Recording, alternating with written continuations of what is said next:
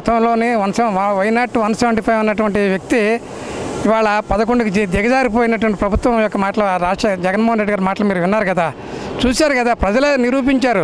Why not 175 అన్నవాడు 11 సీట్లకు పరిమితం అయ్యాడు. అలాంటి ప్రభుత్వం ఇవాళ ఒక ఉమ్మడి కూటమిలో బ్రహ్మాండమైన పరిపాలన జరుగుతుందండి. ఇవాళ చంద్రబాబు నాయుడు గారు, పవన్ కళ్యాణ్ గారు, నరేంద్ర మోడీ గారి సారథ్యంలో ఆంధ్రప్రదేశ్ అభివృద్ధి చేయంగా వాళ్ళు పనిచేస్తూ ఉన్నారు. అందులో భాగంగానే పెట్టినటువంటి ఏది సూపర్ 6లో పెట్టిన పథకాల ప్రకారంగా చూసుకున్నట్లయితే ఫస్ట్ తారీఖున బ్యాలెన్స్ ఉన్నటువంటి 3,000 రూపాయలు ప్లస్ 4,000 7,000 రూపాయలు ఒక్కసారే 1వ తారీఖున 99% పంపిణీ జరిగిందండి. వాళ్ళ ఎటువంటి ఇబ్బంది లేకుండా సచివాలయ సిబ్బందితో ప్రతి ఒక్కరికి ఇంటింటికి చేరి వాళ్ళ పెన్షన్ ఇచ్చినటువంటి కార్యక్రమం చూశారు మీరు.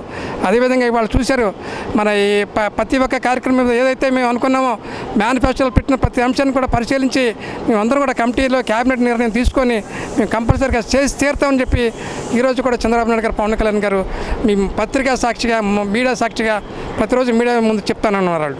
సార్, చంద్రబాబు నాయుడు గారికి ఆర్థిక వనరులను ఉపయోగించుకొని ఈ రాష్ట్రంలోని వనరులను ఉపయోగించి ఆదాయం ఎలా సృష్టించాలో తెలిసినటువంటి వ్యక్తి అండి ఆయన. ఇవాళ ముఖ్యమంత్రి అయినటువంటి వ్యక్తి కాదు. సుదీర్ఘంగా 42-44 సంవత్సరాల నుంచి రాజకీయ చరిత్రలో ఒక మంచి అల్పెరగని పోరాట యోధుడిగా ఉన్నటువంటి వ్యక్తి చంద్రబాబు నాయుడు గారు. 4వసారి ముఖ్యమంత్రిగా చెప్తున్నటువంటి చంద్రబాబు నాయుడు గారికి వాళ్ళ కేంద్రంలోకి వెళ్ళి నరేంద్ర మోడీ గారితో సఖ్యతతో కలుపుకొని నిధులు ఏ రకంగా తేవాలి, ఇక్కడ ఉన్నటువంటి వనరులను ఉపయోగించుకొని ఆదాయాన్ని ఏ రకంగా సృష్టించాలి, ఈ వచ్చినటువంటి ఆదాయాన్ని సంక్షేమానికి ఏ రకంగా వాడాలని వాళ్ళ కొత్తగా చంద్రబాబు నాయుడు గారికి మీరు నేను చెప్తే నేర్చుకునేటువంటి వ్యక్తి కాదు. ఆయనకి రాష్ట్రం యొక్క భవిష్యత్తు దిశ చేయగలిగిన చరిత్ర కలిగినటువంటి ఏకైక నాయకుడు ఈ దేశంలోనే కాదు, ఈ రాష్ట్రంలో ఆంధ్రప్రదేశ్ రాష్ట్రంలో ఒక ఏకైక నాయకుడు ఒక చంద్రబాబు నాయుడు మాత్రమే అని చెప్పి సందర్భంగా మనం చేస్తామని మీకు చూశారు కదా. మీరు రివ్యూల మీద రివ్యూలు ఖాళీ ఉండట్లేదు.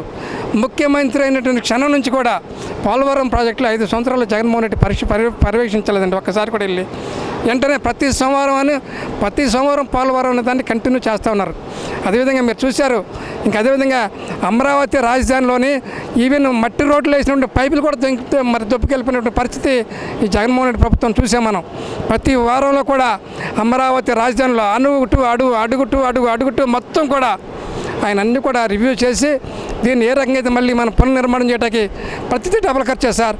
పోలవరం ప్రాజెక్టు చూసుకున్నట్లయితే వీళ్ళు చేసినటువంటి పాపానికి 2,000 కోట్లు పైబడి వాళ్ళ అదనపు భారం పడిపోయింది పోలవరం ప్రాజెక్టు మీద.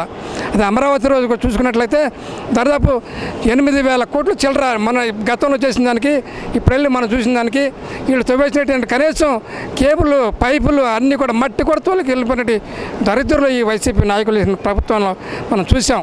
అలాంటిది ఏముండదు. ఇంకా అధైర్యపడాల్సిన అవసరం లేదు. ఆంధ్రులందరూ కూడా ప్రతి తెలుగువాడు కూడా గుండె మీద చేసుకొని హాయిగా 5 సంవత్సరాలు తిరిగే లోపల ఆంధ్రప్రదేశ్ని అద్దంలా తయారు చేసే వ్యక్తి ఇవాళ రాష్ట్రంలో నారా చంద్రబాబు నాయుడు ముఖ్యమంత్రిగా ఉన్నారు. కాబట్టి ఎవరికి ఎటువంటి సందేహం లేదు. ఆయన చేసి చూపించే సత్తా ఉన్నటువంటి నాయకుడు చంద్రబాబు నాయుడు గారిని చెప్పి సందర్భంగా తెలియజేస్తా ఉన్నాను.